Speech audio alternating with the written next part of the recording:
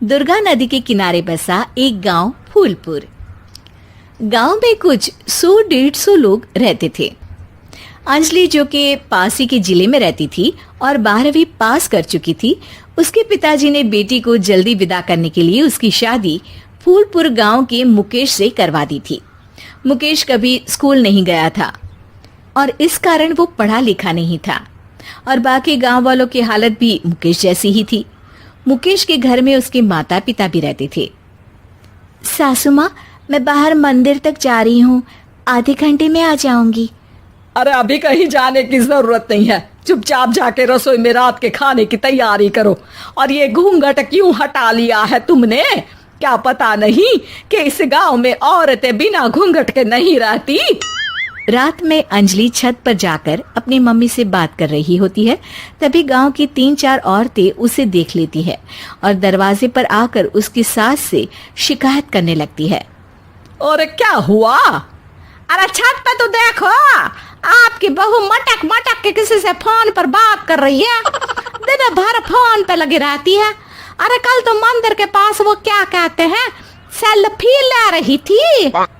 शहर की बहू रखना अच्छा शान की बात है, पर देखना इसके लक्षण से ये तो तुम्हारे परिवार को बदनाम ना कर दे। ये पहली बार नहीं था जब सास से गांव के लोगों ने अंजलि की बुराई या शिकायत नहीं की हो। अब तो ये रोज की बात थी। अंजलि ये सब सुन लेती है। जब वो नीचे जाती है तो मुकेश भी वहां आ जाता है। सास कहती है, बेटा, लोग घर आकर शिकायत करने लगे हैं बहू के कामों की। देख लो, पति हो, संयम से रखो इसे। माँ जी, मैं तो अपनी माँ से बात कर रही थी, क्योंकि यहाँ कोई बात करने लायक ही नहीं है और अब मैं माँ के पास ही रहूंगी। वहाँ क्या रहना, वहाँ बाहर के लोग तो ठीक है, पर घर के लोग भी इज्जत ना दे सके। अरे नहीं नहीं अंजलि, ऐसा नहीं है, धीरे धीरे सब ठीक हो जाएगा, तुम फिक्र ना करो।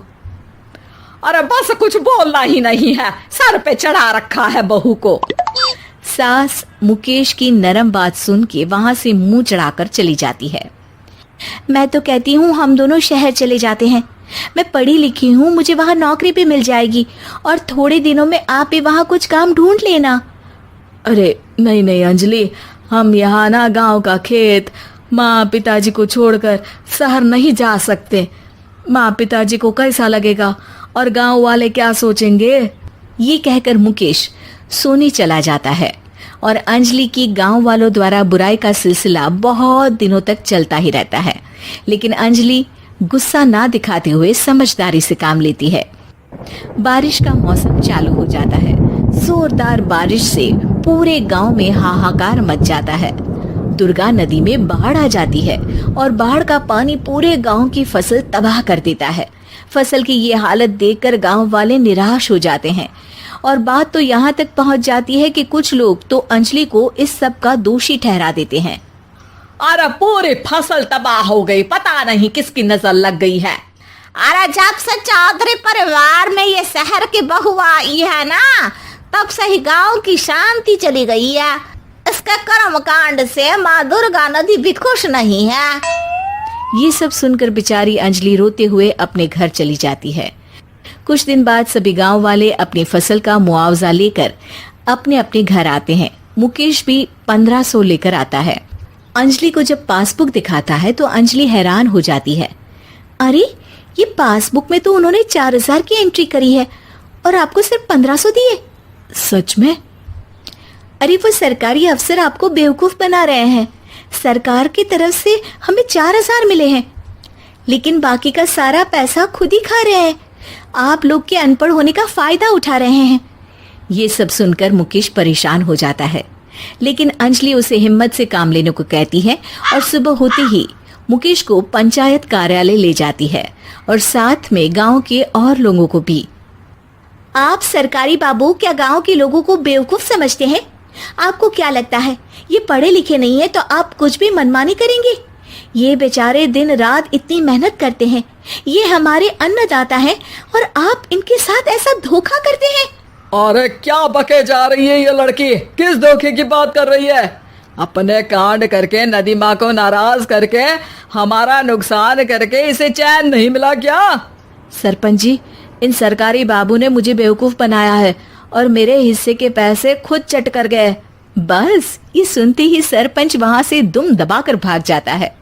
पता चलता है कि जनपद अधिकारियों ने गांव के सरपंच के साथ मिलकर सबके साथ धोखा किया है।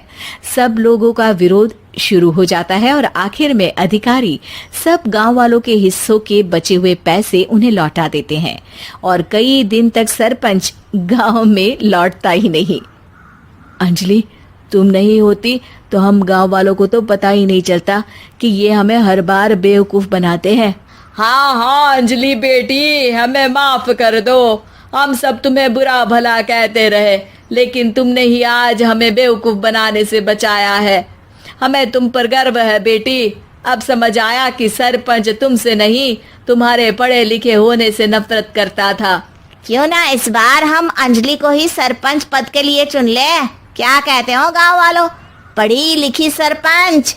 बस पूरा गांव अंजलि के लिए ताली बजाता है और अंजलि की सास उसे खुशी से गले लगा लेती है।